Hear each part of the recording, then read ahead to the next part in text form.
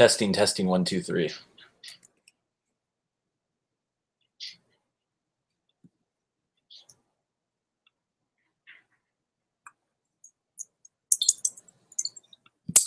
Testing, testing, 1, 2, 3. Oh, there's going to be some bad feedback on that.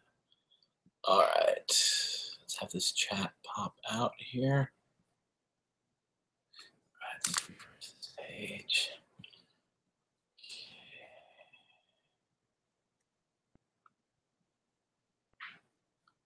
And let's have the chat pop up so I can see it clearly. Okay. Yeah, I think I'm live. Hopefully the audio is good. Please let me know. I really can't hear it unless I plug it in, and I can't find my headphones right now.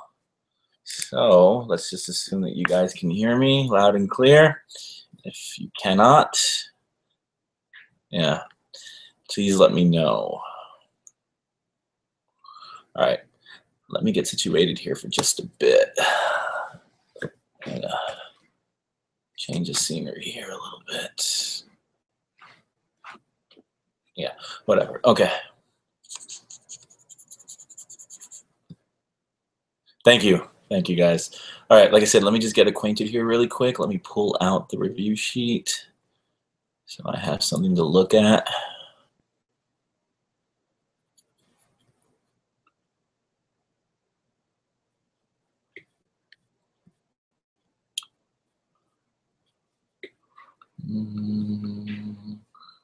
Documents. Where are you? Where are you? There we go. And here we are. All right. Okay, this is going to be over Unit 2, and we're going to be testing over pretty much everything there that's on that sheet can come out, but when it comes to AP World History, it's all about the big picture ideas. It's really about knowing the general trends. And so this unit's strength is knowing who the major players are, which are those classical empires, knowing how they got to power, how they rose, how they gained territory, how they managed to keep hold of that territory, how they managed that large, diverse empire, and then ultimately how they collapsed. It's really their story. Period 2 is all about the classic empires, their rise, their fall, their misery, their sadness. And along the way, we do have some colorful characters. We do have some interesting guys along the way. I say guys because unfortunately, this is still very much a patriarchy-dominated world. Even today, but definitely back then. Remember that period 2 covers the years 600 BCE to 600 CE. And so it's about 1,000 years there. But I've never really been a big fan of just cutting off history in chunks. I always feel like, there's never really a perfect time to separate these time periods. So we go with what the College Board says. All right, I did have you guys come up with no, Joel, no, we do not yay patriarchy. I do want you to ask me some questions. I did ask that you come up with some ahead of time. That way I am not talking to myself for 30 minutes.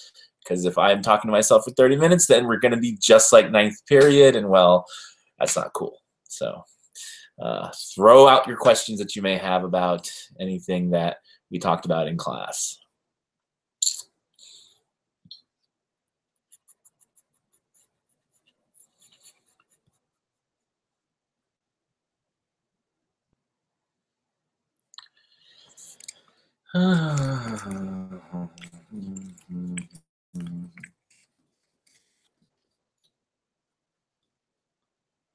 Yeah, well, anyway.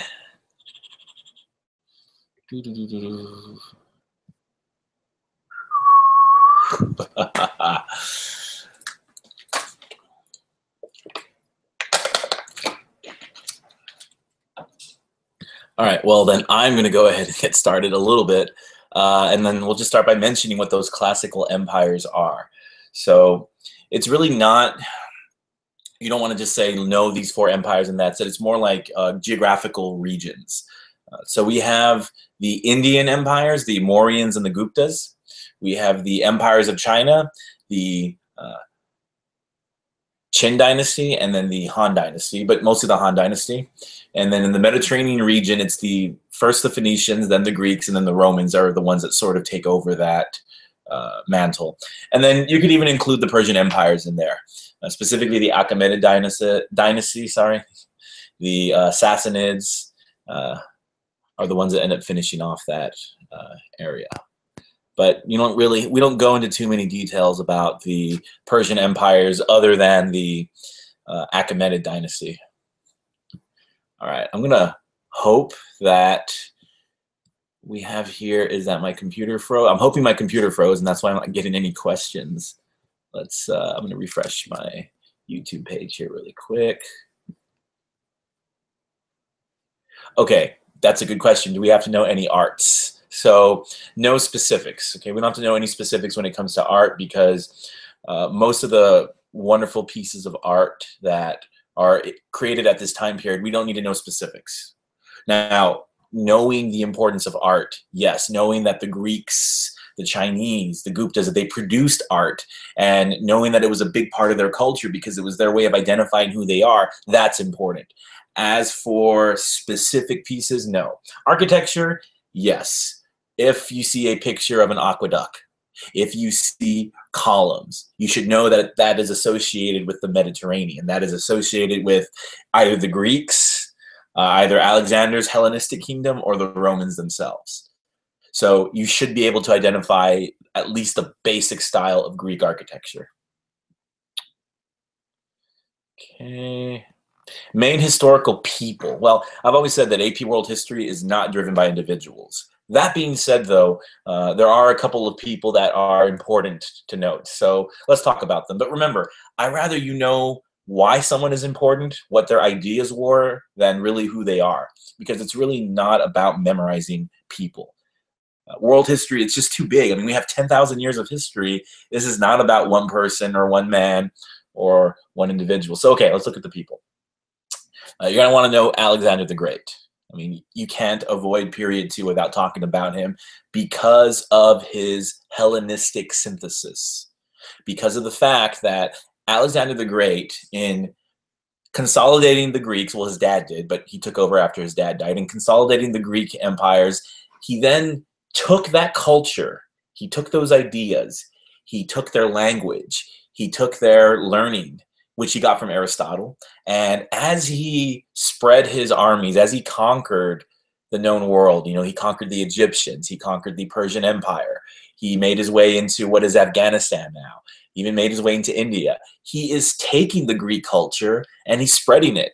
And not accidentally either. He is deliberately encouraging and in some cases forcing Greeks and Macedonians to come live in these new cities that he's establishing. And because he's a man and because he has an ego, a lot of the cities he established, he named them after himself. A lot of the Alexandrias or people that he knew. He even named one after his horse. Can you believe that? So he is spreading Greek culture. He's spreading Greek language. He is spreading Greek ideas. And he's mixing them in with the Persian ideas, the Egyptian ideas, even some Indian ideas. And so Alexander the Great is somebody who you have to know, not so much him. Who cares about his lifestyle? Who cares if, whether or not he was into guys or not? That's not our concern, and we don't test over that.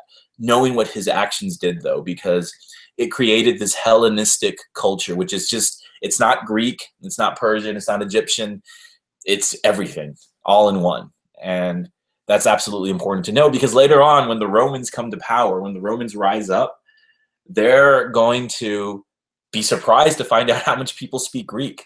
And that's because of Alexander's conquests. And so because of his conquests, the Romans are going to use Greek as their language, for the eastern part of the Roman Empire. So a lot. So definitely at least understand that he did so much to unite these people by essentially forcing them to mix their culture together. Okay. Oh, okay, good, Irene. White Huns invaded Gupta. Is that a question, or what do you want me to explain about that? I can definitely explain it. I just need to know what your question is. Is the test tomorrow? Yes, it is. You guys have known about this now for way over a week. Okay. I just see a bunch of infighting here. Oh, other people. Well, okay, so Alexander the Great is obviously one of them. And again, I want to de-emphasize, I don't want you to memorize people. It's what they've done. Other important figures, well, okay, Siddhartha Gautama, aka the Buddha himself, or the original Buddha. Basically, to remember about him is he's the founder of Buddhism. According to common notions, he was a prince. He lived a lavish lifestyle. And then one day he decides to leave. He wants to experience what real suffering is like, because his parents had supposedly coddled him and kept him safe and secure. And thus began his journey of founding a very interesting and long-lasting world religion, which is, I can't hear anything. Is it just me? I think it's just you. Check to see that I'm not muted. Anyway, so Siddhartha Gautama, founder of Buddhism, comes from India. But we don't associate Buddhism with India anymore because it spread along the Silk Roads. And it's actually now more closely associated with Southeast Asia and with China, and also with Japan. But it's more associated with Eastern Europe, or I guess this is your Eastern Europe, than it is, or Eastern Asia, sorry, than it is with India, even though that's where it was founded. Okay. Why did Gupta fall? Guys. Okay, I can answer this. Just I had asked you to nicely come up with some questions ahead of time that were a little more specific and not just broad. But so why did the Guptas fall? Well, the big reason why they fell was because they were invaded by the White Huns. And that's the bottom line. The White Huns came, they conquered the Gupta dynasty, they knocked it down, and, well, it didn't recover. Okay, that's the short answer. Long answer, though, is the reason why it didn't recover is because the Gupta dynasty did not have a strong centralized government. Now, what I mean by centralized is they had a government and they collected a tax, but they didn't really forcibly actually run the day-to-day operations of the entire empire. They allowed a lot of the local princes, they allowed a lot of local control. And so, well, when the empire collapsed, people weren't exactly sad to see it go because they didn't really feel like they needed to have a centralized empire. And so ultimately the Gupta fell because people didn't really see the need for it. I mean, if you're a prince in southern India, you're independent, you're not even part of the Gupta dynasty. Why are you going to send your troops to go defend a empire that really just takes your taxes? The fact of the matter is, Guptas did not have that unity because people were too separate. People spoke different languages. They spoke, they had different forms of the Hindu religion. So Gupta didn't do enough to unite, and when it was attacked, it collapsed and never recovered. What are the main historical parts in the test? Yeah, that is way too broad of a question. I'm not gonna. That's too much. Look at the review sheet that I gave you guys a few days ago. That's a little bit better in terms of what's going on. All right. Any other questions? That was a good one.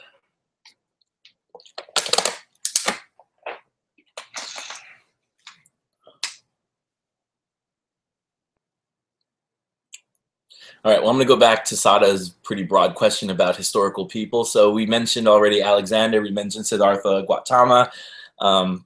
And again, I would go and look at what Benjamin Friedman posted on his website about important people for period 2.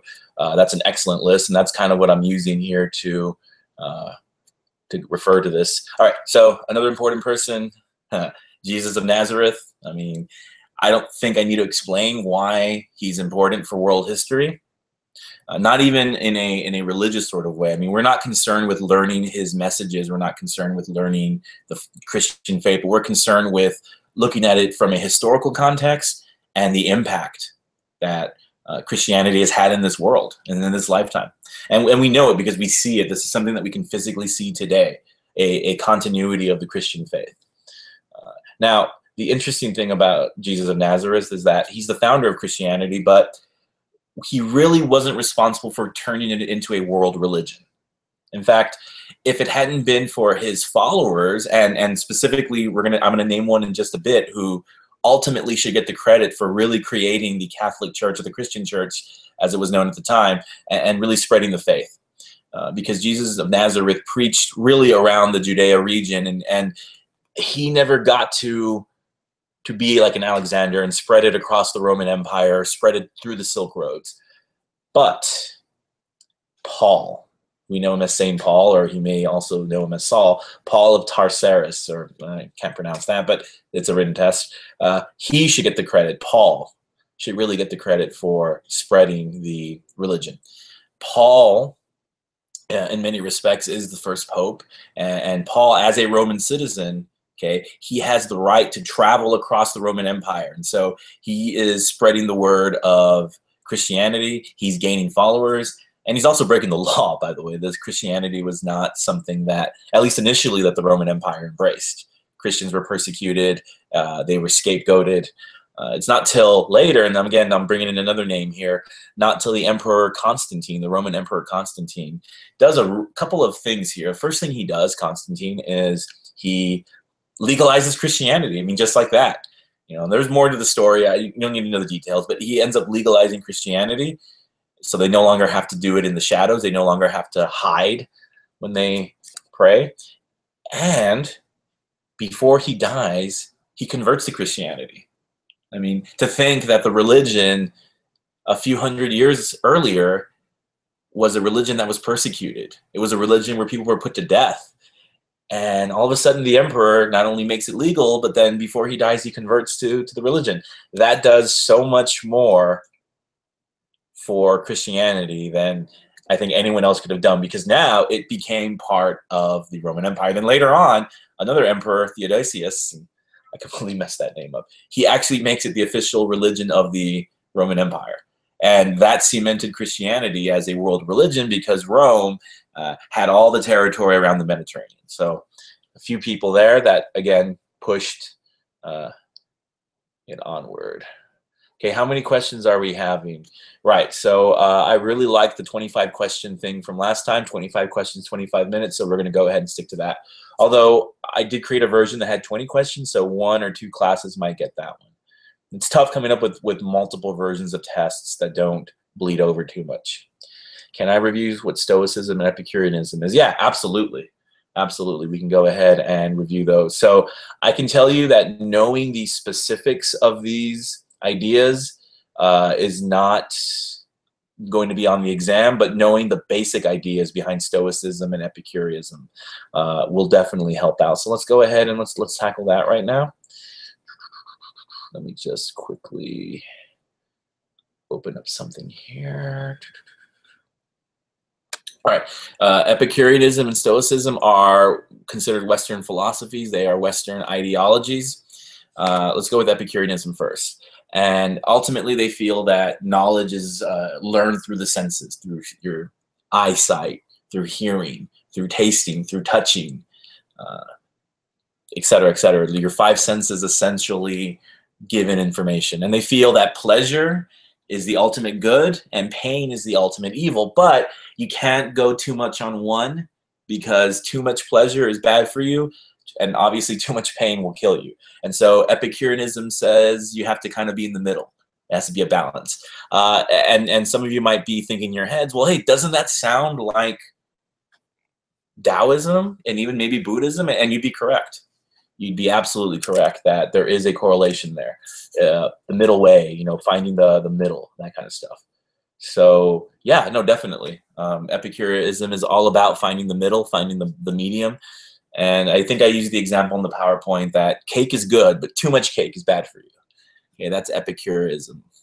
Stoicism now is, again, you can find a lot of similarities to Taoism here. It's basically following nature. Stoics are the Taoists of the Roman Empire. And just allow nature to take its course. We're all equal. Everyone has a role to play. Happiness is for everybody. Let's just kind of go with the flow. Let's not interfere. And what they mean by go with the flow is take care of yourself, really, first and foremost. Look inward for answers. Look inward for solutions. Don't worry about society as a whole. That's not your job. That's not what you're supposed to do. Take care of yourself first. So those are the two. And if you have any more questions about those two, we can talk about them.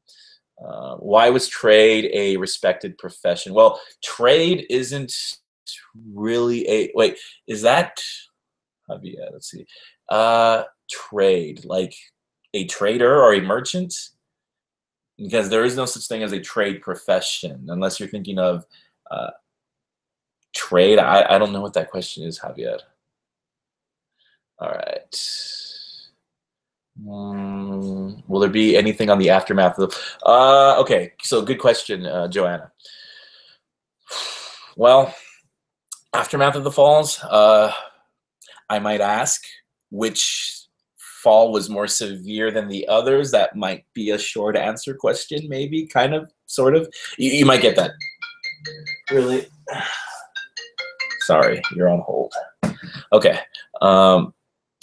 Shouldn't have done that. Anyway, yeah, the intensity of the falls, but no, as opposed to like what happens afterwards and all that. No, that's period 3. That's period 3. The 600 time period is a really good end for a time period. So, just again, which of the falls was more severe and why? Which one wasn't? I mean, that might be a very good short answer question that I will ask. Okay. Anything else? Excellent question so far, by the way. You guys put a lot more thought into this than you did last time.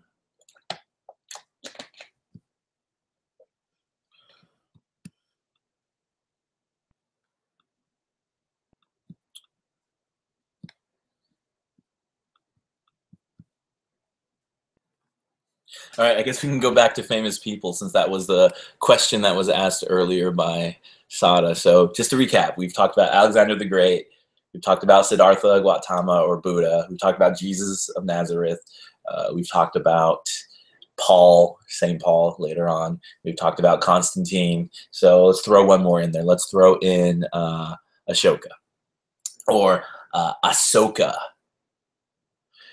Yes, Estrella. What Joanna said might very well be on the test, perhaps as a short answer question. I mean, can't say it's going to be on your exact test because I'm certainly going to have different versions of the test floating out there, but you might get that one. Is there going to be a picture question where you have to know what it means? Yeah, no, totally. Every question on here is going to be attached to a stimulus piece. Remember, I'm trying to mimic the AP exam as best as possible. I would be doing you a disservice if I just threw a question on there that had no stimulus. Every question on this AP exam will have a stimulus, whether it's a picture, whether it's a sample from a historian or a primary source or a map or a graph or something. You have to, and you're not always going to know what it is. You just have to read it and the skills. And this is why I emphasize reading so much in class. It's not because I love to torture all of you guys and give you tons of reading assignments. It's because reading comprehension is necessary in this class if they're going to throw something that you've never had the opportunity to read before. And then a lot of times these are not little 2-3 sentence samples. And some of the sample questions I've seen from the College Board, you have like a page of text that you have to read and answer questions. And they're only testing you on the skills.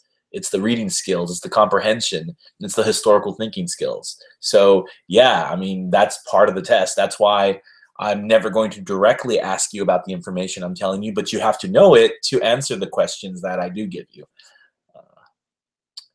Which fall was more severe? I'm catching up here, by the way. So generally speaking, based on the documents that I gave you, it's the Roman Empire. And it was more severe because civilization as we know it did not revive itself in Western Europe until the Renaissance.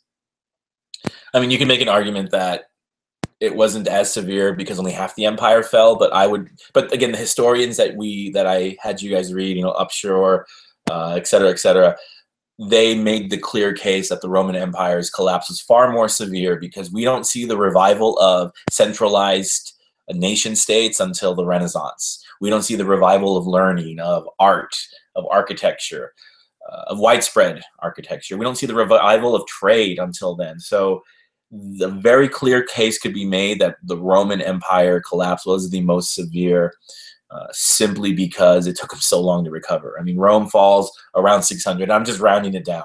It's like 640 something, whatever. Who cares? We don't need to know specifics here. But it falls around 600 CE. we don't really see the rise of Western Europe as a powerhouse till about 1450.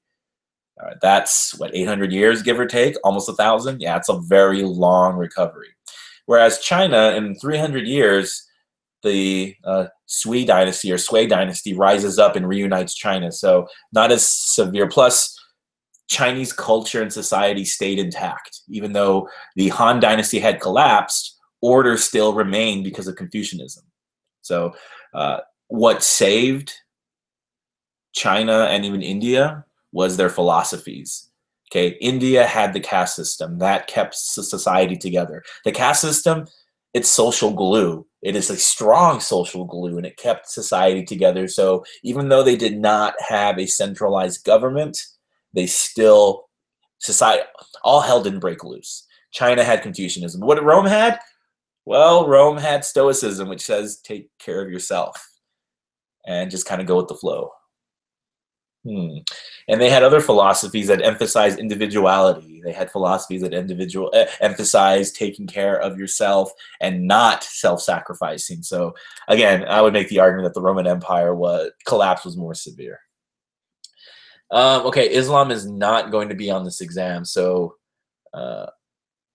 we don't worry about Islam. Islam is a period 3 religion. In fact, really good rule of thumb. For this time period, period 2, all the religions come into play if they're not already in play in world history, except for Islam. Islam is a period 3 religion. It happens after the fall of Rome. So no worry about the Roman Empire. I mean, sorry, you got to worry about the Roman Empire. Don't worry about Islam. Any questions about Islam are going to be for the next exam that we do. Oh, sericulture, yeah, that's just the cultivation of silkworms. That's how silk is made. Silk is made by these little itty bitty worms that spin it. And it was a big secret for a long time until, I want to say, some Indians went into China and like snuck out some of the silkworms. They smuggled them out and like gave them to the Byzantine Empire. And I think that is what happened. Okay. So the test is mostly on the empires. Yeah, no, I definitely, Rocco. I said that at the beginning. Period 2, the whole main idea of period 2, the story, if you will. If period 2 is a movie, it's all about the rise and fall of the classical empires. That's exactly what period 2 is about. Okay, there's one up here that I missed. Let me see if I can look for it here. No, Lisa's been asking some actually really good questions. Let me see. Oh, the sericulture one. I think I got that one. Oh, and okay, theater state. No, that's just basically a nation or an empire that prides itself in the arts, prides itself in attracting people based on their culture, based on music, based on art, poetry, and that was the Gupta dynasty. All right, can you go over the Han Empire old? I mean, that's a very. I mean, if we divide this test into or the content of this section into fourths, Han is like an entire fourth. I need something a little bit more specific than that, Seth. That's a very broad question. Wish they made a movie. Chandragupta. So Chandragupta is basically the founder of the Mauryan dynasty. That's really all you need to know. Don't stress yourself over that person. I don't ask about the other thing on that list because I just looked at the list again. So he's just the founder of the Mauryan dynasty. That's all. That's all I need to know. Why did Buddhism spread? Oh, okay, good question. So Buddhism spreads really because it's popular with the lower classes of India, with the untouchables, with the Sudra, people who are not at the top of society, because Buddhism says you can find salvation in this lifetime. Now, they do, they believe in reincarnation, they believe in karma, but salvation is attainable. You don't have to die and be reborn in a higher caste for that. Okay, it appeals to everyone. It even appeals to women too. It's a lot more of an open religion, and so Buddhism is eventually spread because it's adopted by, so Ashoka. Ashoka was a very bloody conqueror, very bloody ruler, grandson of Chandragupta Maurya. This is the Mauryan dynasty. Ashoka unites India. He conquers, and I mean, he's a very bloody, very evil conqueror. I guess you want to use the word evil. I hate using that, but for all intents and purposes, he was pretty dastardly. He converts to Buddhism and spends the rest of his life pushing Buddhism as a philosophy, as a peaceful philosophy. He really does turn India at the time into kind of a socialist state. You know, he pushes for roads, he pushes for hospitals, he pushes Buddhism as the official religion of India. This is really the only time in history that we see Buddhism as like an official religion, state-sponsored religion, because in general, Buddhism doesn't really call on that. Like, to be a good Buddhist, you really shouldn't even be a leader. But anyway, he pushes it, he promotes it, he sends missionaries out. He sends people out into the world to go spread the word of Buddhism. And as you saw in the mental map activity, he helped spread it, and missionaries carried it, merchants carried it, but the message kind of got lost along the way. It was like a game of telephone. So Buddhism spreads to Southeast Asia, it spreads to China, it spreads to Japan. Everywhere it went, they kind of changed it to fit their own needs. If you remember, the original Buddhism was all about really just attaining enlightenment, understanding that, you know, pain is part of this world, the Eightfold Path, the Four Noble Truths. But when it went to China, they completely changed it, and they started worshiping Buddha as a god. They created a whole set of gods, heaven and hell. They created it. It became like a more of a moralistic kind of religion, and so we call that Mahayana Buddhism, because it does not match the original Buddhism at all. Which it happens, you know, when things spread, when people take something and make it somewhere else, it never retains its original form. Southeast Asia, it became Theravada Buddhism, which is a lot more strict. You know, we see that those are the monks that shave their heads. These are the monks that wear those robes, and they live in temples, and they're essentially living in poverty. And then we have Zen Buddhism in Japan. So Buddhism spread because it appealed to people. It was in many ways easier, and the religion itself changed as it spread.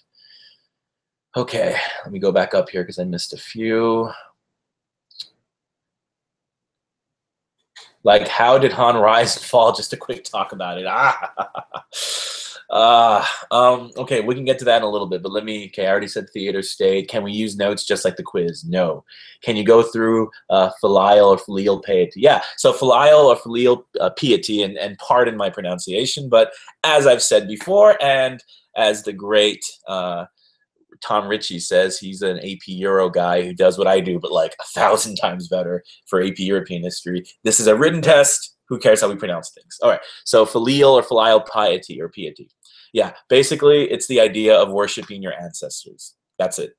Knowing where you come from, not wanting to dishonor your ancestors, and by that token, also your parents. Anyone who's above your parents, grandparents, you want to worship them. You don't want to disappoint them. That's it.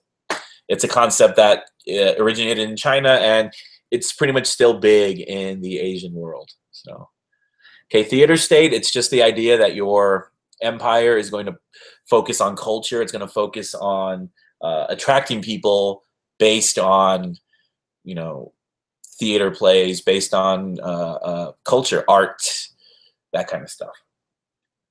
I guess Hollywood's one big theater state. Explain Confucianism. All right, Confucianism, yeah. So there's the basic philosophy behind Confucianism is, well, here, I'll use my buddy The Rock. If anyone knows wrestling and knows The Rock, he used to have a catchphrase. I believe it went something like, The Rock says, know your role and shut your mouth. Know your role and shut your mouth. In other words, understand your place in society and do that as best as you can. Don't question society. Don't try to second guess your parents, your teachers, like me, your boss, your older brother, your emperor. Accept your role in society. And it's really about respect and honoring those above you in social status and social positions, and just listen to them. Okay, just listen to them. Don't question them. Yeah, now that being said, that's not an excuse for your parents to just abuse you either. they have to respect you back. But even if your parents are the worst parents in the world, according to Confucianism, you should still honor them, you should still respect them, and you should not turn your back on them, no matter what. And that may be tough coming from our Western ideas of individuality, but Confucianism is all about keeping society together. It's about social cohesion. Incidentally enough, a lot of people say that's why communism fit so well in China, because they were already used to the ideas of Confucianism, of social order, maintaining social status. All right, let me go back up here because. Okay, explain Confucianism. Hopefully that explains Confucianism. Oh, and just to add some more context to this. So Confucius lived and died way before the Han Dynasty. His ideas, however, became much more popular after he died. And so in the Han Dynasty, in order to get a job with the government, in order to be part of that bureaucracy, you had to take a test. And the test was on the Confucius Classics. So it paid to study. It paid to do well in school. And that is how they staffed their government jobs. It was all based on a meritocracy. In theory, the highest scorer should be working for the emperor directly, and it goes down from there. I think there was like 4 or 5 people who got the best job every year, and then it went down from there.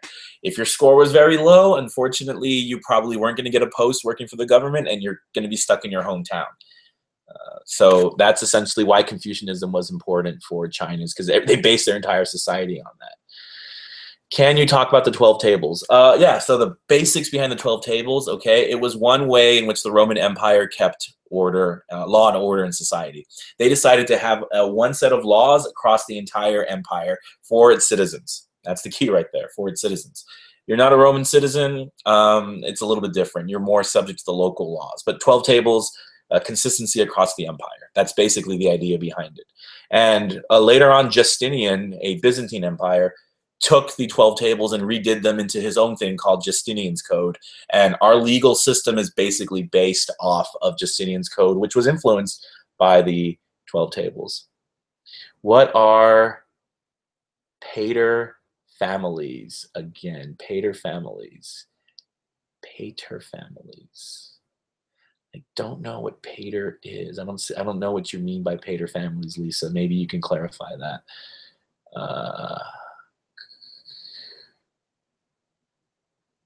Okay, any other questions? That was an excellent one. Yeah, I know what pater families are. And Kalinga is a kingdom in India. It was a part of India that did ultimately not get conquered by, I believe, the Guptas. It's just an independent kingdom, that's all. That's all. Is metallurgy going to be on the test? I mean, not specifically, like you won't get a question that will say, what is metallurgy? Metallurgy is basically just working with metals, melting them and creating something new, kind of like blacksmiths, that kind of stuff. That's really all metallurgy is. It's just a way in which we can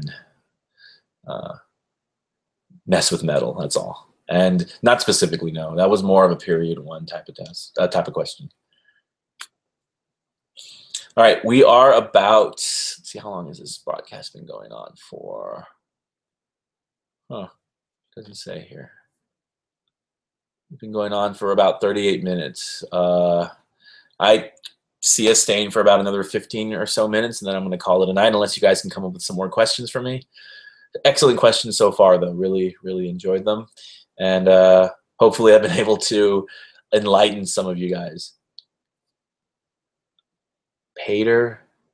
Oh, okay. Pater familias. Okay. See, I was like, the pater families. No, pater familias. Okay, that's, you know what that is. That's basically just the idea that the male is the head of the household. That's all. It's a Roman idea. Pater familias means the male is the head of the household, and that's pretty much it. I can tell you, though, that in all parts of the world in this time period, Rome had the least amount of freedom for women. Well, India was kind of bad too, but definitely Rome, women were not considered equal, and it was a patriarchy. It was a patriarchy. Okay, Jati is the subcaste. So you have in India, you have the main castes. You have the Brahmin, okay, they're at the top, they're the head. You have the Kshatriya, the warriors. These are the arms of Brahma. Okay, you have the Vaishyas, which are the thighs, and I'm going to show you my legs, but those are supposed to be the farmers and the merchants. And then you have the Shudra, which are the feet of Brahma, and those are your peasants. Those are your laborers, that kind of stuff. And then, of course, the untouchables. Anyway, the Jati are basically the subcastes. So you have those main castes, and then you have subcastes. Think of it like a ladder. Think of the Brahma, for example. They're at the very top. Within the Brahma level, there are certain ladders, there are certain levels. So it's really not just one caste, it's several subcastes. Up until what chapter is the test going to be on? Really just up till the collapse, up to chapter 12, the Silk Road chapter, because that talks about the collapses. Can I talk about Pan Chao? Yeah, Pan Chao is a very interesting case. So Pan Chao, if you remember, I actually gave you guys a sample of her writing. Pan Chao was a woman writing in China during the classical era. And first off, the most unique thing about her is that, OMG, it's a woman writing. I mean, you know, in this time period, again, patriarchy, we don't have too many female authors that have survived to the present day. I mean, there might have been female authors back then, but maybe their stuff didn't survive, or maybe it burned down or was suppressed. So the mere fact that we have a female writer from this time period in China is just amazing. It's fascinating. And so that's the first thing. Okay, obviously she was educated, and obviously she broke tradition because there were not too many females educated at this time. The other important thing about Pan Chao, though, is her message. So as a educated woman in a time that is a massive patriarchy, you would think that she'd be a lot more radical, right? You know, power to women, don't listen to men. False. Okay. Pan Chao's central message is, yes, we as women, we are smarter. We are more intelligent. We are more logical than men. But her central message is, know your place. Don't question society. Don't question your husbands. Just go with Confucianism, respect them, honor them, and just do your best to help them out. So perhaps that's why Pan Chao was able to become a writer, because she, you know, knew her place and didn't question the established wisdom at the time. So again, I love Pan Chao. I love reading her. And again, it's just so fascinating that we have a female writer from this time period. We don't have too many, unfortunately, and Pan Chao is one of them. So absolutely love her. Nalanda, okay, that was a Buddhist monastery. Remember, that was like one of the most famous Buddhist monasteries in India. It was like a Buddhist school type of thing. Africa on the test. Well, I mean, what about Africa, like geographically? Because the Roman Empire did have territory in northern Africa, everything from the Sahara Desert up, and they did conquer Egypt. Alexander conquered Egypt. We have the synthesis going on there with the Egyptian culture and the Greek culture coming together. So, I mean, in terms of like sub-Sahara Africa, no.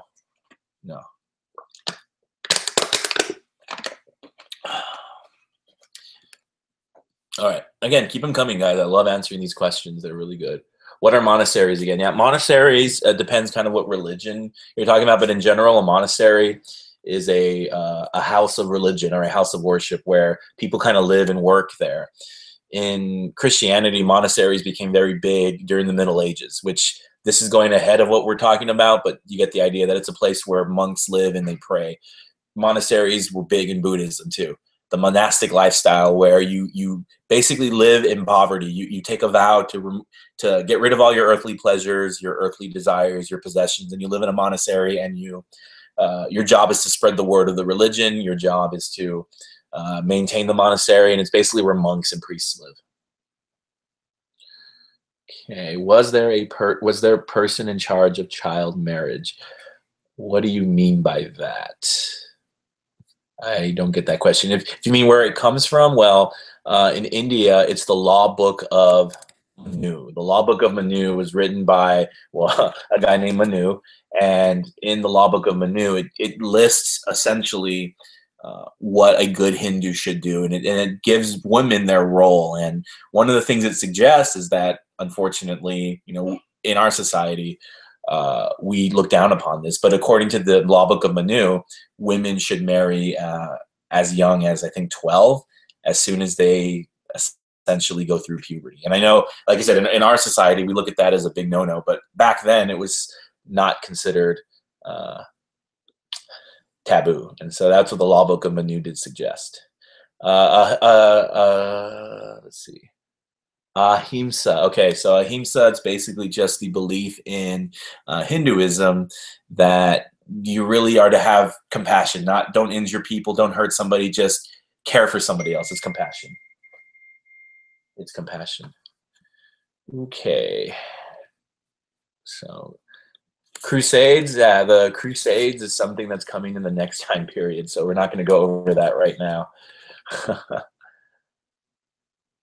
Okay, let's see. Latifundia, that was a Roman estate. That was a large Roman household. How did the Romans treat conquered people? Well, it kind of depended on what kind of resistance you put up. I mean, if you surrendered and you let them do their thing, they pretty much left you alone. They pretty much left you alone. In fact, there's a joke about what the Romans did. I don't think any of you have seen Monty Python and the Holy Grail, much less Monty Python and the Life of Brian. But there's a joke about the Roman Empire in that movie, Life of Brian, where they discuss how bad the Roman Empire is, and then they ask, what have they ever done for us? And they start listing things like, well, they did, bring fresh water from the aqueducts. Okay, but besides the fresh water, what have they ever done for us? Well, they did bring us roads. Okay, well, besides the roads, the aqueducts, what have the Romans ever done? And they kind of keep listing, and goes on and on until it's like the aqueducts, the roads, the education, the wine, the secure. I mean, and finally go, what have they done for us? I'm like, well, nothing, exactly. So, yeah, I mean, getting conquered by Rome, I mean, it sucks, but I mean, they actually brought a lot of modern, for that time, amenities to the people they conquered. So as long as you did your rollout, now, as long as you did what you were told, okay, the Judean people rebelled against the Romans several times. And the last rebellion, the Romans decided, okay, we're going to really annihilate you guys. And they burned down the temple, kicked the Jews out of their homeland, and forced them to resettle across the Roman Empire. So, yeah, as long as you knew your role, then you were fine. Hold on a second. Sorry. Okay. Ahura Mazda. Ahura Mazda, that's the main spirit or the main god in Zoroastrianism.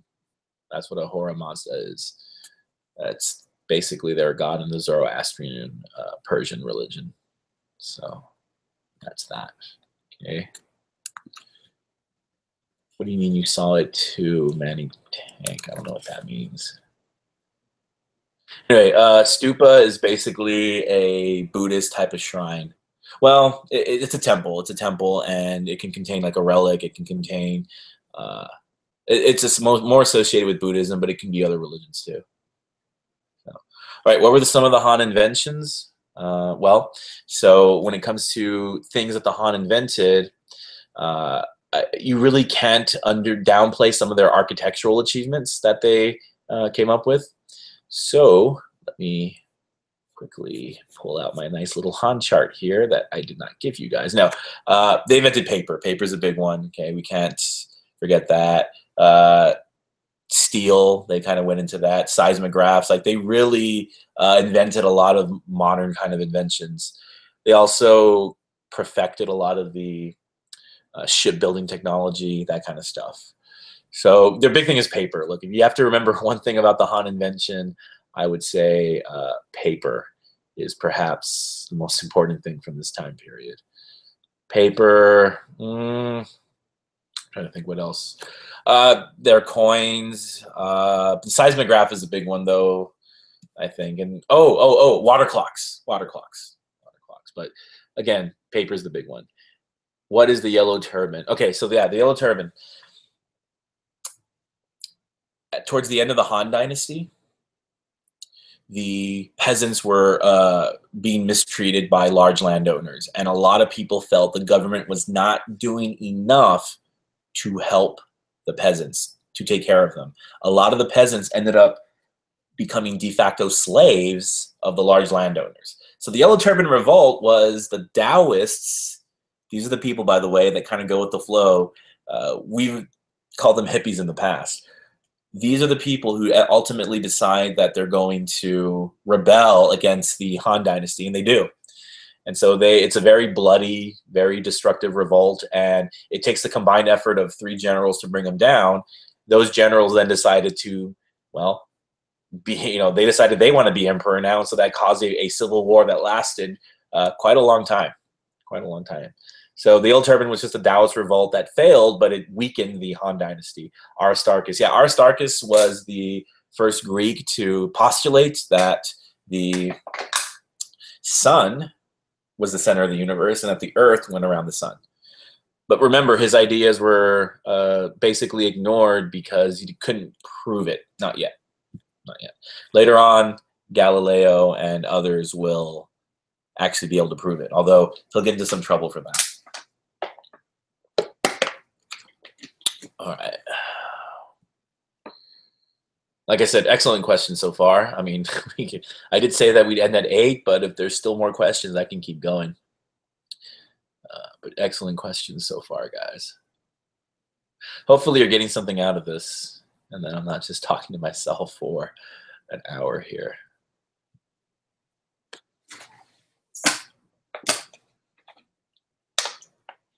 Well, while I'm waiting for another question, guess I'll share with you guys a book I feel like you might want to read. We haven't gotten to imperialism yet, but this is King Leopold's Ghost. It's about the Belgians who colonized the Congo, and it's just an excellent book about how dastardly they were about the whole situation. So I'm going to take this to school this week. If you want to borrow it for the holidays or something, you can definitely read it. And if you read it, I can give you extra credit. I don't know if the library has it. I know the public library does, but highly recommended King Leopold's Ghost. So there's that one. And I got one more here. Oh, it's not here. I'll get it later. All right, I think we have some more questions now. Archimedes was the lever guy. Yeah, Archimedes was the lever guy. He invented levers and pulleys and physics and all that good stuff. What clan led to the founding of Mecca? Yeah, don't worry about that. That's Islam, and we're not covering Islam on this exam. How did Han, Gupta, and Rome keep peace in empires? Well, so what do they all have in common? They all had a standing army that was allowed to move freely within the empire, and they were allowed to move freely because these empires set up a infrastructure of roads, canals, bridges, that kind of stuff. So they also kept the peace by usually relying on locals to run local affairs, have a local governor, have a local bureaucracy. So you have the standing armies, you have the infrastructure, okay, you have the bureaucracy, the efficient bureaucracy, and that's really how they keep the peace through those means. Are Aristotle and other scientists and inventors on the test? I mean, I will never ask you a question like, who invented the lever and the pulley? No, you're not going to get that question. You're not going to get a question that's going to ask, identify the scientists, or which of the following did not do something, which of the following. No, you're not going to do that. But understanding what they came up with, understanding why they're important, yes, I can definitely ask about that. Remember, AP history or any AP class, they're never going to ask you a level 1 question, which is recall. Okay, an example of a level 1 question is, give me the year that the Declaration of Independence was signed. That's a level 1 question because you can just memorize that fact. We don't get those questions on the AP exam. I wish we did. That'd be so much easier. Then it turns into a memorization game. We don't do that, though. Instead, you get a question on the AP exam that will go to the effect of, and this is just paraphrasing here, which of the following was not a direct cause of the Declaration of Independence? Or which of the following documents most closely associates itself with it? You're going to get questions like that, not simple recall. All right. Archimedes, yeah, I mentioned Archimedes as the lever guy. Hellenic and Hellenistic philosophies. Okay, so this is going into a lot of details that are not going to be on the exam, but really quickly, Hellenistic and Hellenic philosophies. Hellenism in general is the blending of the Greek, the Persian, the Egyptian, and even the Indian cultures and customs. That's Alexander's doing. Alexander, again, I mentioned this at the beginning of the video, but Alexander, in his conquests, meshed together the world and essentially created a new culture, which is Hellenism. Now, Hellenic philosophy is optimistic. It's not real. It's based more on romance. It's based more on idealic forms, you know, things that are not, what's the word I'm looking for? More abstract concepts. Hellenistic is more realistic. It's more cruel. It's more based on reality, that kind of stuff. Okay, 1607. Yeah, I don't know what that is. Oof. All right. So in detail, what the Romans like when the Germanic invasions happened? What led to the weak structure? What could they have fixed? Well, okay. So you're asking for the causes of the collapse of the Roman Empire. All right. So if you look back at the articles that I gave you to read last week and the assignment that I gave you guys, you can talk about some of the causes. So there's plenty of causes for the fall of the Roman Empire. You're right. The Germanic invasions ultimately brought the Roman Empire down. They ultimately conquered them. But to only say the Germanic invasions caused the fall of Rome, that's false. Rome was already very weak to begin with, so it didn't take much to bring it down. So all right, take your pick for what caused Rome to get weak. So let's use spec. Okay. Socially, you have the loss of values, the loss of patriotism. You have people deciding that erratic and immoral behavior is acceptable. All right. And these are not, you know, I'm going to go over the categories right now. Social, political, economic, they're not mutually exclusive. When you have emperors who are blatantly immoral and they are flaunting how immoral they are, people are not going to buy into the empire. So socially, you have the breakdown of, again, morals, of values, the loss of patriotism. And also socially, you have the upper classes gaining much more power. You have the upper classes not being held accountable, not having to pay their fair share of taxes, not having to answer to the empire, and realizing that and then the empire could not enforce any of the laws. So you have a lot of the upper class, a lot of the rich landowners essentially being let loose and not being reined in by the central government. Politically, well, I mentioned the weak emperors. You have these immoral emperors that were not qualified, emperors that got the position because they knew somebody or because their daddy was emperor and not the best person for the job. Not like that doesn't happen anymore, but that's another story. We also have rulers that, so we had no clear succession for Roman emperors. In other words, if you wanted to be emperor, you basically just had to murder the current emperor, and then you can take over and become that emperor. We saw a lot of that going on. We also see economically the lack of trade. People stopped. Rome lost the balance of trade. Rome was no longer making something that people wanted. Rome was spending money buying stuff from foreign governments, buying stuff from foreign powers. They weren't making any money back. People weren't paying their taxes. And then Rome turned into a welfare state. People just stopped working. Farmers realized, why am I going to strive out here, kill myself working in my fields when I can go to Rome, the city, and the government will give me bread and circuses. They'll pay me free food to do nothing. So there was that loss of value. Were there any emperors who tried to fix the corrupt government? Okay.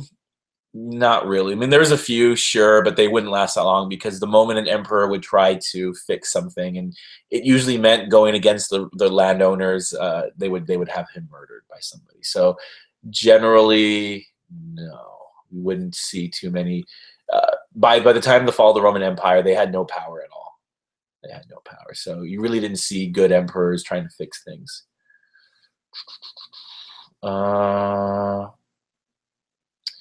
Greco-Roman reprint. Okay. Oh, okay. I get it. You're looking at the Hellenistic thing on there. So what I think I meant by that when I put that on the Greco-Roman reprint was just the idea of their works, the writing of the Greeks being reprinted and being translated across the Hellenistic world, and that's basically what it was. So that was a good question. Changing Hellenistic world. That's the reference to the article that I had you guys read. just to familiarize yourself with that. So, no, we're getting near 8 o'clock. I can still keep going if you guys want. Let's set a time though. Let's say by 8:30, I will be off because I fear that if I stay out here for too long, you guys are going to stay up late, and I don't want that. I want you to go to sleep early. Best solution or the best remedy for a test is routine is to sleep early and often. So we'll do that. Legacies of Alexander. Well, I talked about that earlier. So this sounds mean, but just when the video's over, go back to the beginning. I had a whole thing on Alexander at the very beginning. Essentially, the Hellenistic synthesis. The Hellenistic synthesis. Mixing and matching the cultures and spreading Greek language throughout the known world. Republic versus empire. Yeah, just understand that Rome went through a transition. Rome started as a republic, which emphasized people electing representatives. And by the time of Julius Caesar and then his nephew Augustus, it became an empire, which was ruled by a de facto emperor. And they still had the Senate and all that, but they had no real power. It was essentially run by one person. So that's the whole Rome versus republic versus empire. In theory, a republic should be better because the people feel invested, because the people feel like they are part of something. But yeah, the empire, it's ruled by, look, an empire, I guess in theory is good. I mean, I guess a dictatorship can be good if the ruler is just, if the ruler isn't greedy, if they govern for what's best for the people and not themselves. But we are assuming that when we give someone absolute power, that they're not going to abuse it. And historically, very rarely do we see people, when given absolute power, actually use it for good. We tend to see people start off decent, but then they end up becoming a despot or a tyrant in many respects. Causes of slavery. Well, ultimately, what empire are you talking about? Because in Rome. Yes, people can talk to me while I'm live on YouTube. They're sending messages in the chat room. Person that just messaged me. Okay, or maybe he's not watching. Hold on a second. Actually, I do have a Google Hangouts account, but I'm not going to let anyone come on here for that. No way. Okay, so sorry, going back to causes for slavery. In Rome, slavery was a big part of the Roman Empire because slaves were the main agricultural people. You can find yourself as a slave if you were on the wrong side of one of the Roman wars, if you're one of the combatants, or also if you were a criminal. Also, if you owed money too. And that's pretty consistent across the ancient world. Essentially, if you owed money, criminal, or you're an enemy combatant. Slavery was not based on race or skin color. Okay, we don't see that until the period 5, around 1800s, around the 1800s or so, give or take a century. We start to see slavery based on skin color, but we don't see that now. Pax Romana, yeah, Pax Romana. So after Augustus proclaims himself as emperor of Rome, we began the period, and this is around the turn of the century, the turn of the millennia, when we go from BCE to CE. Augustus names himself emperor. He reigns for about 47 years or so. Don't quote me on that. From Augustus all the way to the Emperor Marcus Aurelius, it's 200 years of peace. That's why I call it Pax Romana. Pax, P-A-X, is a Latin word for peace, and that's considered Roman peace.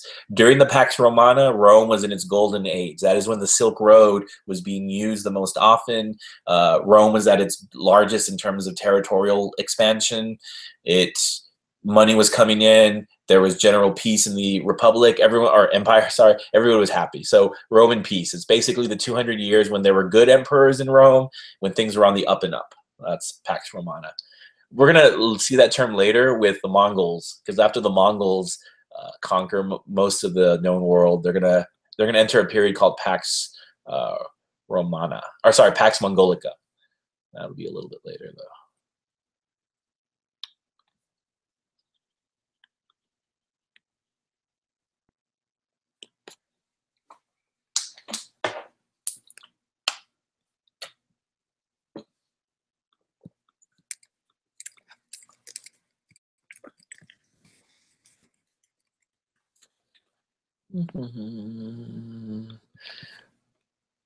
Government type of Augustus. Yeah, so Augustus he was the one that actually transitioned Rome from a republic to an empire. His uncle Julius Caesar got the ball rolling, but Julius Caesar only made himself dictator for life, and then he was killed before he could really do much. So Augustus basically took Rome from a republic to an empire. Sorry, to an empire. That's it. I mean, I can give you like a detailed explanation, but for this exam and for AP World History, you don't really need to know too much. And we don't want to bog ourselves down with details. Details are great, especially for short answer questions, but you don't need too many. You just need to know the basics. That's why I love teaching World History AP. Other AP subjects are much more specific. Eyes and ears. All right, so that's a good one. In the Persian empires, starting with the Achaemenid dynasty, if you remember, the Persian Empire did have a king who was like the king in charge of the entire empire, but it was basically divided into satrapies. Satrapies are individual, I guess you can call them like states or maybe like counties. You know how we have the state of Texas, but Texas is divided into counties. We have the United States as a whole, but we have individual states. Satrapies was the way the Persian Empire divided itself. And again, the Persian king of kings, the Persian king, the Persian emperor, I guess if you want to use that term, he would not personally run every single satrap. They had a governor in charge, and that governor would come from that satrap. It was a local guy. However, just to make sure that the satrapies were following the king's orders, he would send spies across the entire Persian Empire, and they were the eyes and ears. They were his eyes and ears is what was going on. They were his eyes and ears. They were the ones that spied on the empire for the Persian king. Filial piety or filial piety, I'll explain it again. It's ancestor worship, a Chinese culture concept of worshiping one's ancestors, of making sure that you obey and respect your elders. Excellent concept, by the way, which I think that we don't have a lot here in the U.S., at least as much as we used to. So I'm okay with filial piety or piety. I'm totally fine with that. Any other questions? Been, again, great questions so far. I feel like this has been a very productive review. I think you guys are getting the hang of these. And again, hopefully you're learning something from this, because that's really what this is all about, making sure that there's something that we can learn from this. Because if we're not learning anything, then it's kind of a waste of time. So I hope that I have not wasted your time. I hope that you have been able to get something out of this review. Okay, let's see. After the Han Dynasty collapsed and went into the era of warring states, what happened with the Han? How long did it last until the next dynasty? Okay, good question, but let's break that down. Era of warring states actually happened when the Zhou Dynasty collapsed. So to put into perspective, China has, at this point in our class, they've had several dynasties. They've had the Shang Dynasty, the Zhou Dynasty, which collapsed. Okay, then the Sui Dynasty, and then the Han. So before the Han Dynasty, there were 3 other dynasties that came before it. When the Zhou Dynasty collapsed, when the Zhou Dynasty collapsed, when they collapsed, then we entered the era of warring states, where there was no unity in China. People were fighting to be emperor, that kind of stuff. The did I say Sui? Oh my God, it's getting late. The Qin Dynasty, whoa, Qin Dynasty united China, and the Qin Dynasty brought order to everything. So they died out, or they collapsed, and the Han Dynasty rose up. When the Han collapsed, then we entered another era where there was no central empire or emperor in charge, and it lasted about 300 years. But again, don't really need to know the aftermath. Just know Han Dynasty collapses, and Chinese culture and society remains stable. Postal system, yeah. Well, the Persian Empire had a postal system that expanded across the empire. They had a royal road, essentially what it is. And that's how they helped maintain the empire. Qanat. So the Qanat system was the Persian way of getting water from reservoirs, from underground areas, and bringing it to these cities. I mentioned that the Qanats were these not pipes, but they were pipe-like systems, and it had to be just right. Okay, if the curve was like this, too straight, no water is going to come from the mountains. You have to give it a little bit of a little incline there. Too much of an incline though, and the water is going to come way too fast, and it's going to erode the Qanat, and you're not going to have any more. So it had to be just right. It had to be the Goldilocks, and then you use a lot of geometry for that. You use a lot of geometry for that. So make sure that you do that.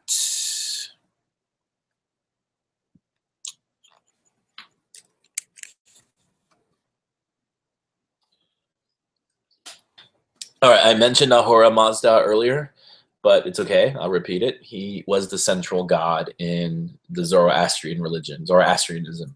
Zoroastrianism was the official religion of the Persian Empire, but if you recall, they did not force people to convert to it, and so that was actually one of the problems. Is perhaps they should have forced people to convert to it, then it would have been a lot more prominent today. It's not prominent today. There's a few magi that practice it somewhere, I guess, in Iran, I suppose, in like a temple somewhere, but it's not a mainstream religion. You can't go down Elizabeth Street and find a Zoroastrian temple. However, you can find tons of Catholic churches, tons of Christian churches. You can find a Jewish temple here in Brownsville, and even a mosque, but not a Zoroastrian temple. The Punic Wars. So when Rome was on the rise, Rome was still a republic and Rome was on the rise, they went to war with Carthage. Carthage was an empire in northern Africa. Actually, the Phoenicians were the ones that founded Carthage, the guys that gave their alphabet to the Greeks. And Rome went to war with them because the Phoenicians, which are now the Carthaginians, they were the ones that dominated the Mediterranean. They were the ones that had control of the trade in the ocean. And Rome is rising up, and Rome's like, no, we want to dominate the Mediterranean now, not you. So naturally, they went to war. And there's a lot of good stories from that time period that you don't need to know, but I'll kind of go into one of them. One of the famous Carthaginian generals was a guy named Hannibal. Not Hannibal from the Silence of the Lambs or the TV show Hannibal, but Hannibal. And he was famous because, he invaded Italy with elephants. He actually crossed the Alps with elephants, and there's a big story regarding that.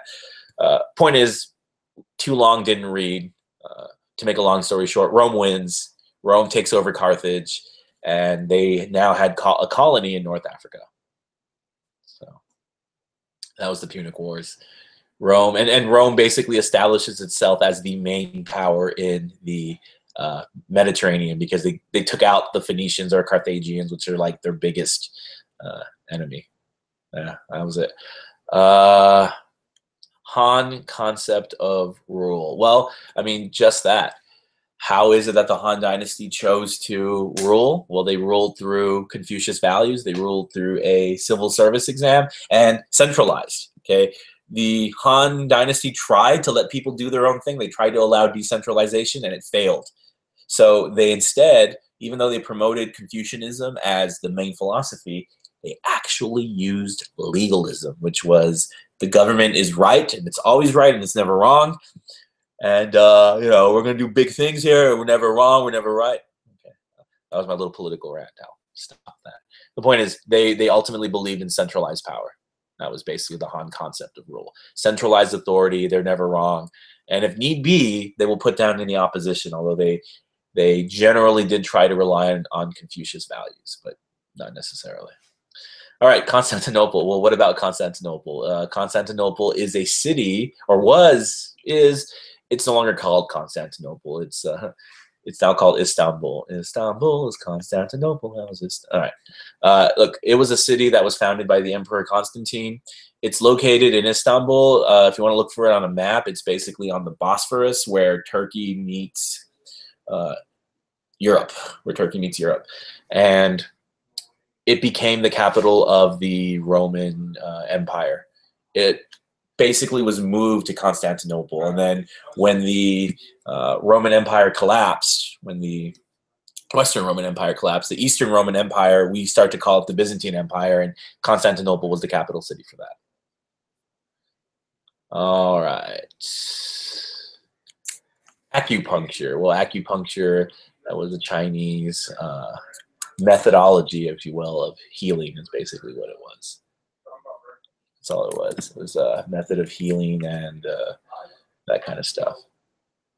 And in terms of China and leveling, I mean, that's essentially where they leveled out the tiles in a place where they essentially leveled out the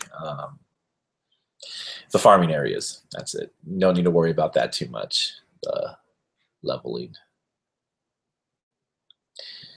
Yeah, those were in the chapter, I believe. But that's all. Well, okay, so leveling, really quickly though, leveling, acupuncture, these are all parts of the Pax Sinica. Pax Sinica, which is the Chinese version of Pax Romana, but Sinica is Chinese peace, or signed Sinica. Yeah.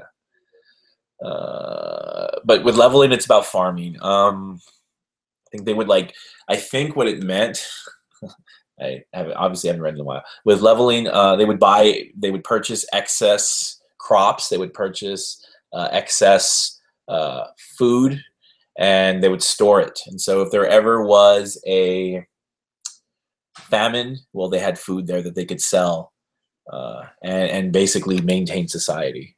That's really what it was. That really what it was there, the leveling. That was a good question, though. But again, just a sign of peace in China, that the government was so prosperous, they were able to keep extra food.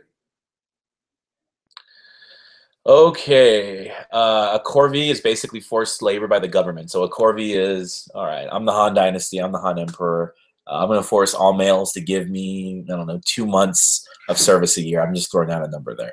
Corvée is basically forced labor by a government. That's all it is.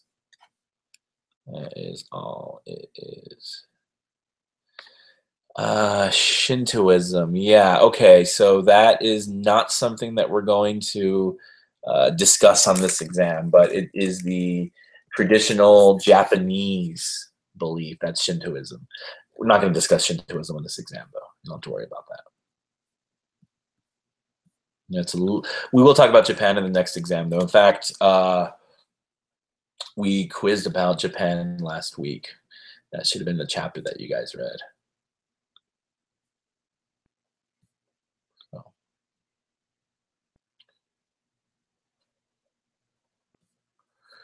Oh, and in terms of corvée, I mean, I think Rome required a corvée, and so did the Han Dynasty.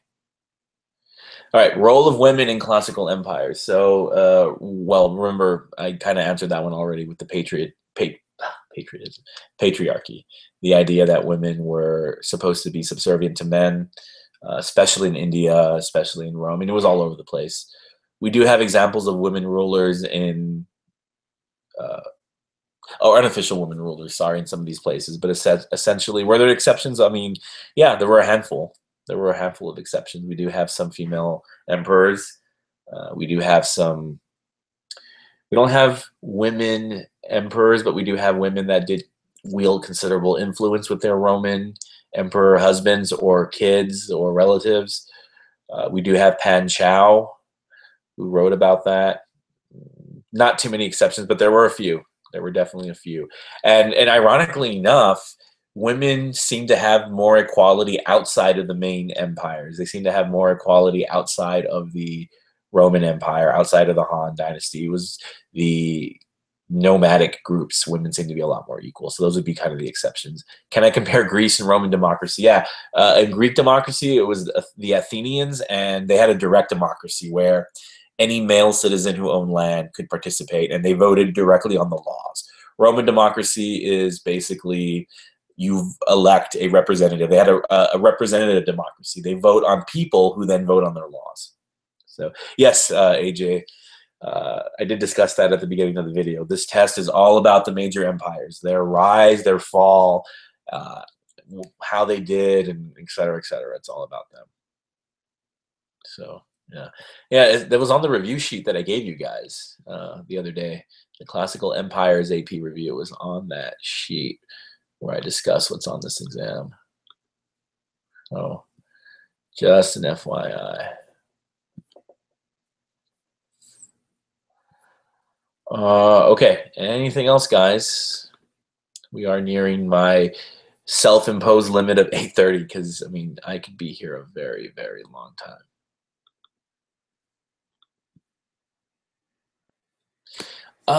The declines, yeah. I mean, I'll be honest with you guys. I guess that's the spoiler alert. Some of you will get the question about the declines. You know, I'll ask you either to compare, give me a comparison between declines. So that's the uh, that's the thing right there. So just again, being able to come up with one and explain it, that's all I really need. And I gave you a lot of stuff that you could read about that. So knowing the declines will help with the with that. Well, okay, so Constantinople did become the capital for the entire Roman Empire, not just the Byzantine. It became they moved everything to the east, so that was its importance. Syncretic Buddhas, yeah, that was the pictures I showed you about Buddhism, how it meshed with Greek ideas because of Alexander. So, cultural dominance. Well, what about cultural dominance? I mean, you gotta give me a little bit more specific than that.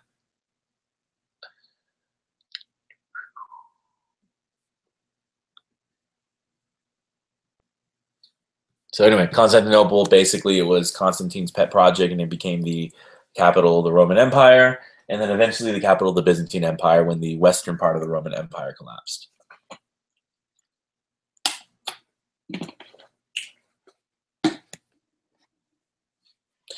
So yeah, that was the reward for coming. Essentially, you are going to be asked about collapse in one way, shape, or form. That's why I pushed that activity last week and said it's not mandatory anymore, but I highly recommend that you, and then I recommend that you guys got feedback. I didn't want you guys to just turn in the paragraphs and tell me to check them because I mean, those I check when I have time. I specifically wanted you guys to give them to me so I can give you feedback because those that took the extra effort to do that, what do you think we mainly need to memorize? This is not a memorization test. I told you it's skills. Ultimately, this test is about skills. The information is there. Now I'm gonna have you compare. I'm gonna have you. I mean, the historical skills. You know, compare and contrast, change over time, that kind of stuff. I can't tell you what you need to remember because the majority of these questions test your ability to reason with the information. They test your ability to rationalize it. I mean, I showed you the historical thinking skills the first day in class. And again, not about memory. You have to know the information, but I'm going to ask you now, give me causes, give me effects, give me change over time, okay? Give me, yeah, no, it's okay. We don't need to spell correctly here. Give me that kind of stuff. Give me cause and effect, give me compare and contrast, that kind of stuff, you know. Is there like culture diffusion and how culture spread? Yes, and I've gone over that like 4 or 5 times, but maybe someone in the chat can help you out. Who do we credit with spreading culture the most in period 2? Give you 3 questions. Yeah, it should be like that. It should be like that, yeah. But you are going to have a choice, though. I am going to give you a choice for that. There's no soaps on this exam, by the way. No soaps, so you're going to have to pick. Thank you, Rocco. Thank you. Yes, Alexander. Alexander, in this time period, probably did the most to spread culture and to diffuse it. Also the Silk Roads, too. Also the Silk Roads.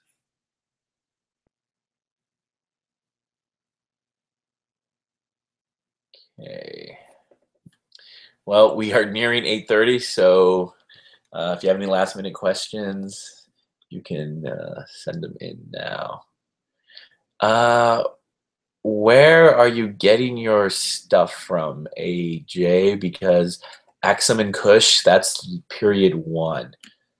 Are you looking at the same review sheet that I'm looking at? Because I don't think Axum and Kush are on there because knowing their importance is more of a period 1 question.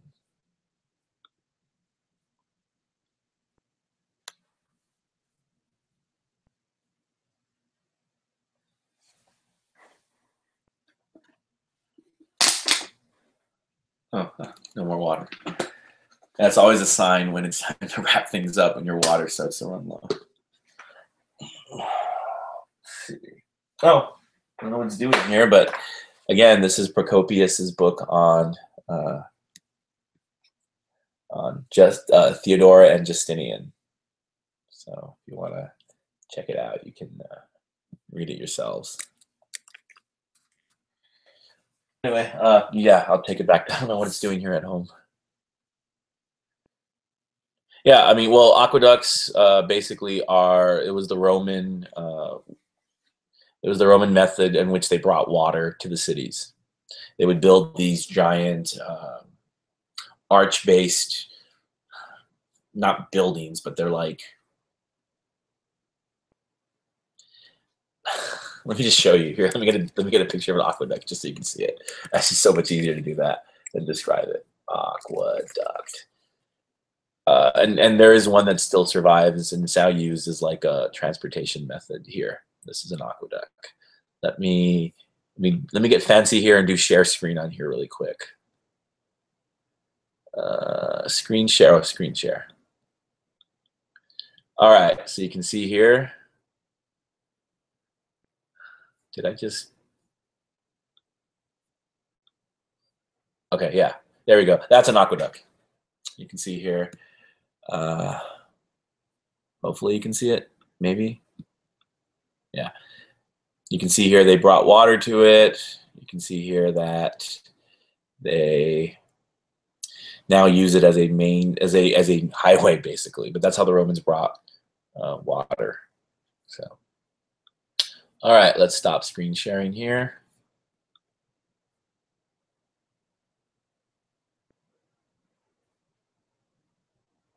How did the Han control the Xiongnu? So the Xiongnu were the nomads who were pestering the Han dynasty, and for a long time, the strategy was to be defensive. Let's build a wall.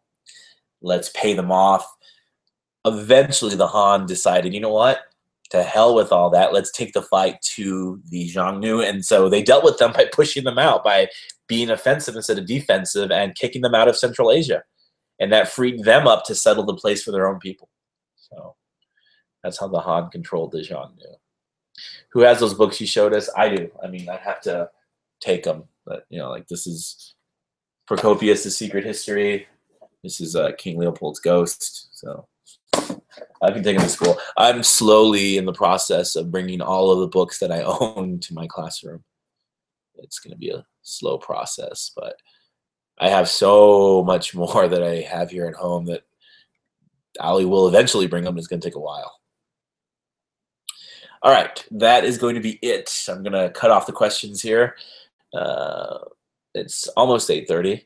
If you have any more questions, I will be up for 30 more minutes only answering questions on Edmodo. So just shoot me a message on Edmodo if you have anything in particular. But I think we covered a good chunk of this exam. And we didn't go over every little thing, but I think we had a good little overview. If you need some last-minute review, go to Freemanpedia. I posted the links on Edmodo. Go to Freeman. Benjamin Freeman is the man. Go to his website, buy his stuff, help the guy out. His website is just invaluable for an AP instructor. You know, look at the stuff I posted online. Look at the stuff that I've added on there. The boxes, I mean, that's just, oh, I mean, these right here. These are comic books. Or not comic books, they're the, I mean, they are, but like, these are collected editions of comic books.